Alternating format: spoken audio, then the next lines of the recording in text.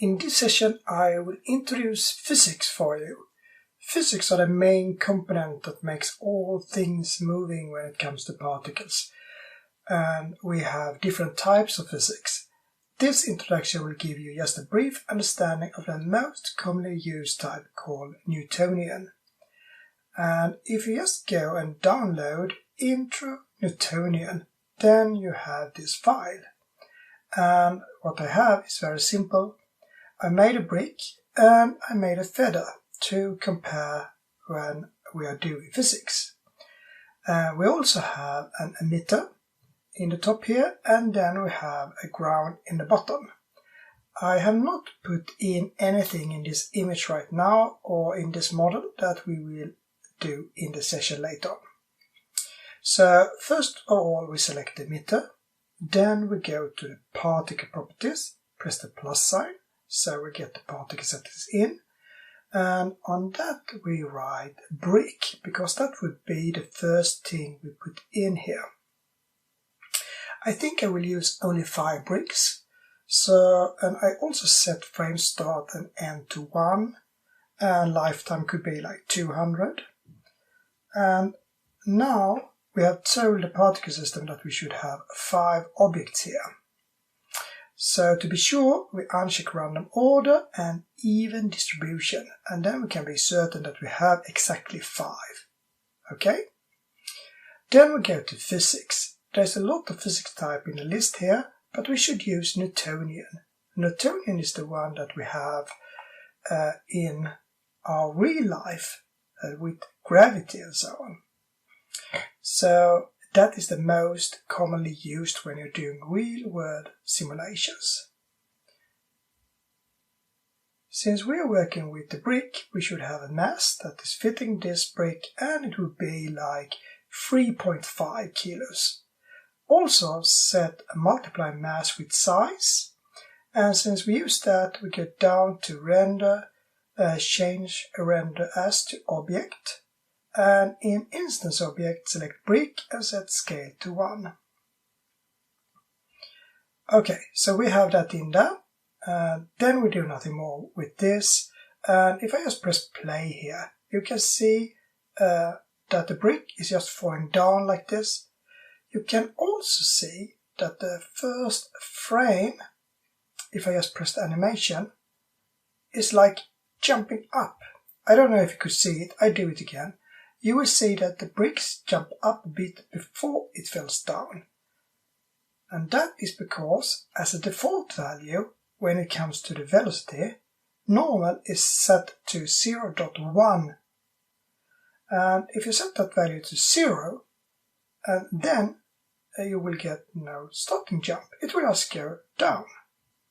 However, it could be good to give the object or particle some push in the beginning, so we get some movement.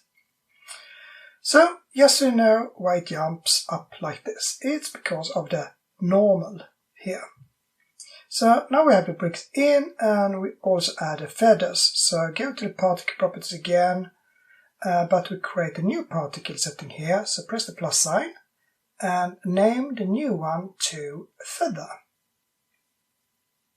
So then we have that in soon. So then change the number to 6, so we have 6 feathers. Frame start and end should be 1. And we also put 200 on lifetime, and we'll also uncheck random order and even distribution. Play with the seed a bit, so we set them so they are at different places. It could be something like this perhaps.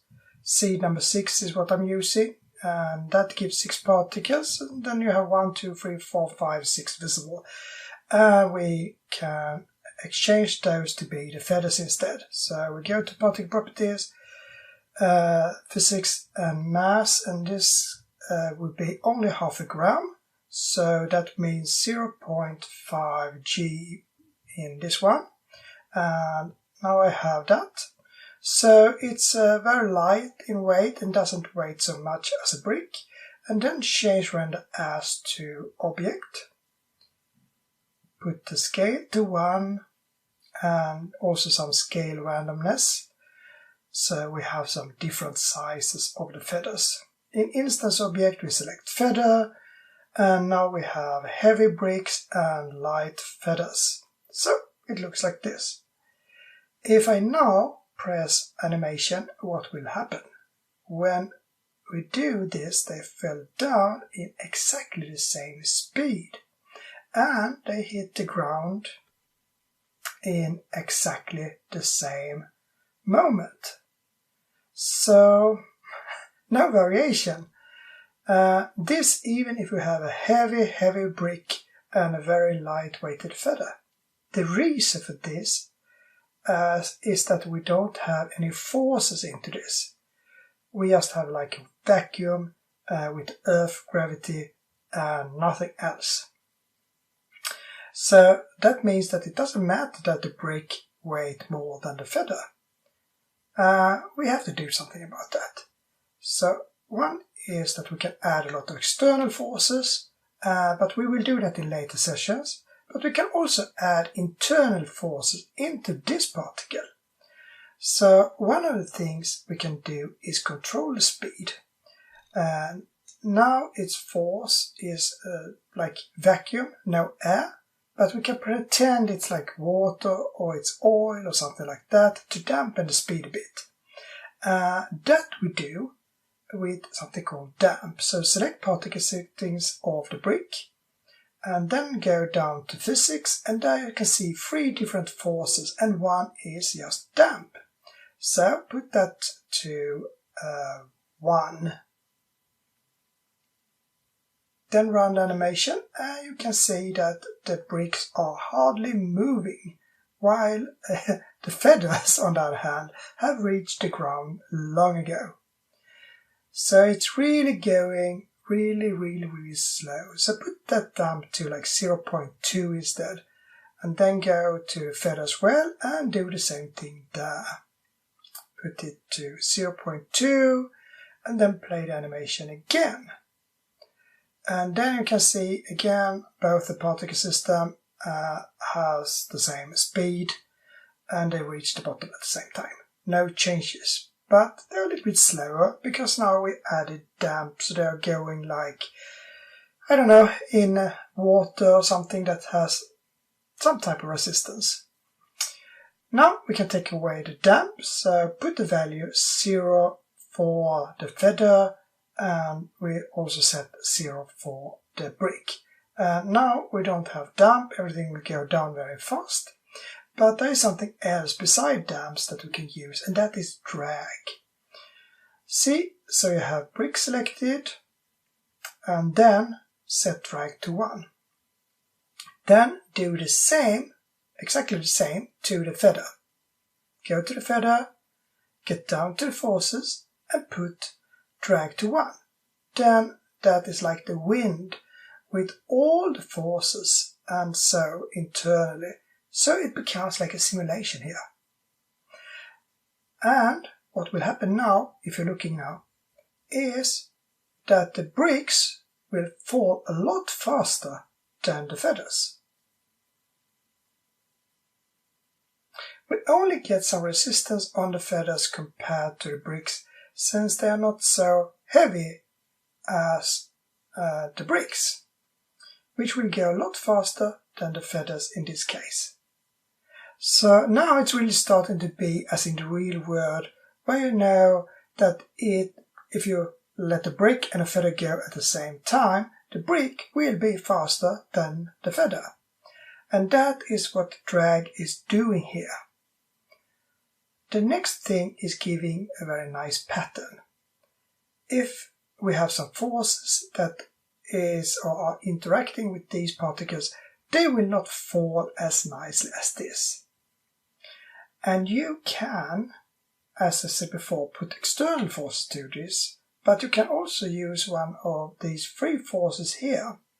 So what we'll do here is to put Brownian to 10 or something like that for both the feathers and also for the bricks. We go down to the brick and put 10 on the Brownian here, And Brownian gives like a random movement inside of the particles. So now we have it on both. And if I now run the animation again, you can see now that the movement of the feathers, yeah, it happens a lot there. But for the bricks, not so much. And that is also like in reality, where you have more influence over all the things that are not so heavy. So the feathers will move a lot more than the bricks. However, we don't get any rotation on this.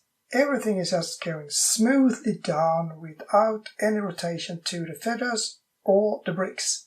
So it's just moving down. Nothing else happens, but it looks good in some way. However, I think we really would like to have rotation in there, and that you can do. Go to the particle settings, start with the brick first, check rotation, go down, and after you check rotation and open, then you check dynamic. And then you do the same with the feather. So select it, and then check rotation and check dynamic. Now, when we run the animation, you can see that something is happening here. Now it looks like the feathers is falling down in like a random order, and you get some rotation on them. Not so much, but I think it still looks good. And it's way more real than it was before. And if you look closely to the bricks, you can see that they're also moving a bit, depending on the rotation. Now we have everything in straight in these directions here, and if I now press play on my animation, you can see that they have changed. We don't have the same direction on your brick anymore, so they are affected. When it comes to the bricks, you see that they turn directly, so it changes instantly.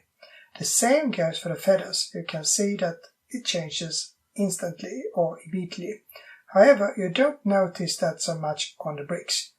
When the animation lets them go down, you get this wiggly thing on the feathers. Everything looks nice and steady for the bricks since they're heavy.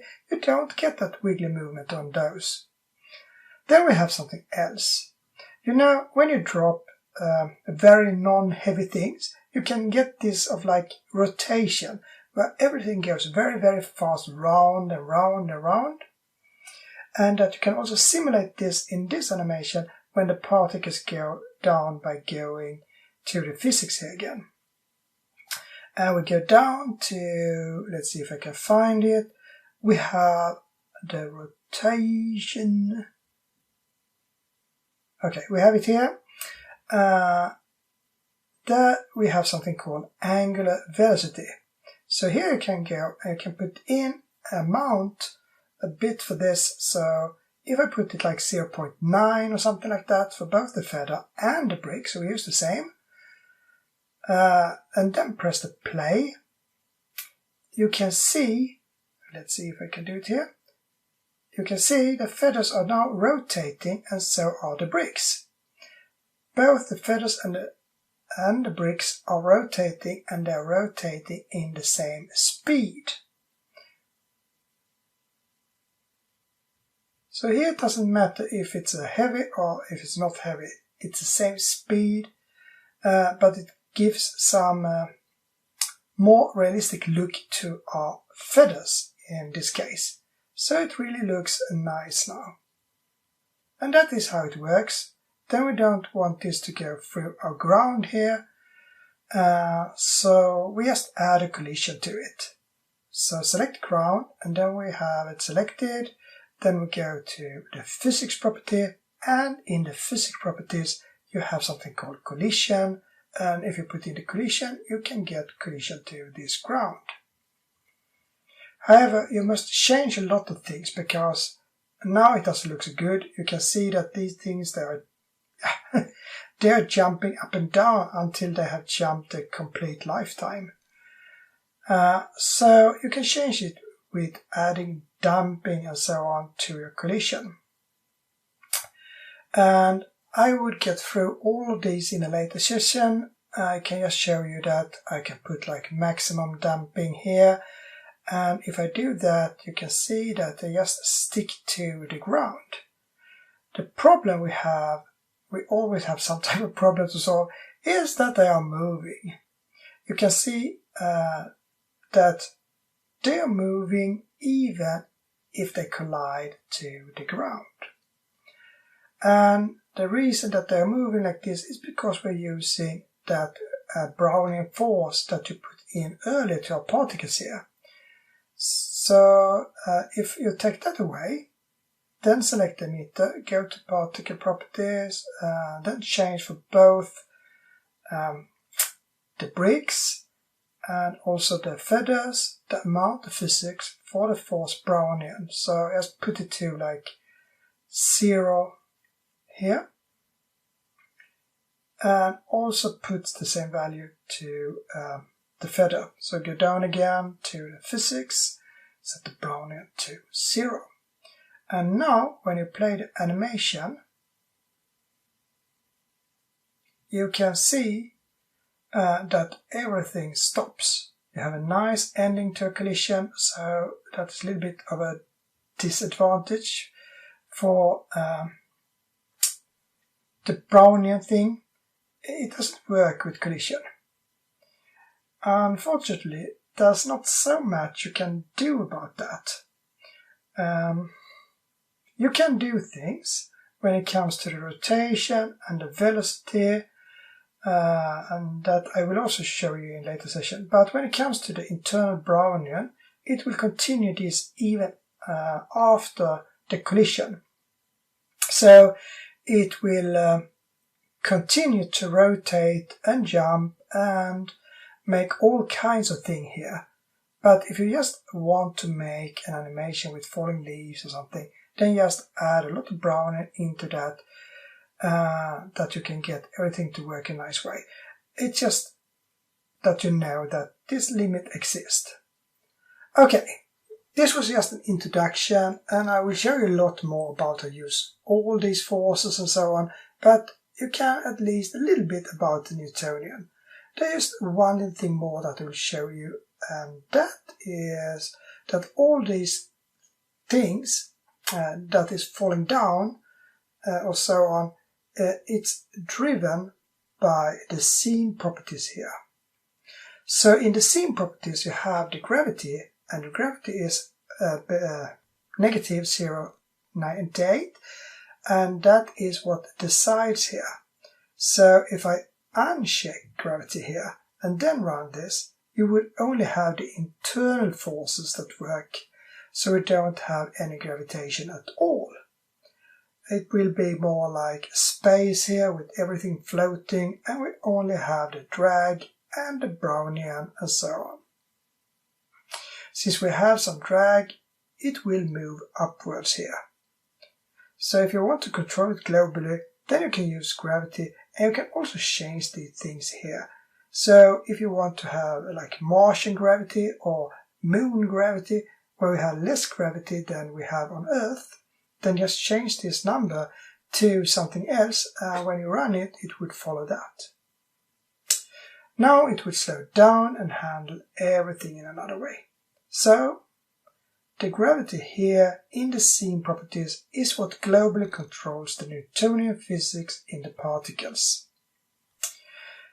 Okay, so now you know a little bit about that, and I will leave Newtonian and to give you an introduction to the next type of physics in the next session. So see you there, and I just say bye for now.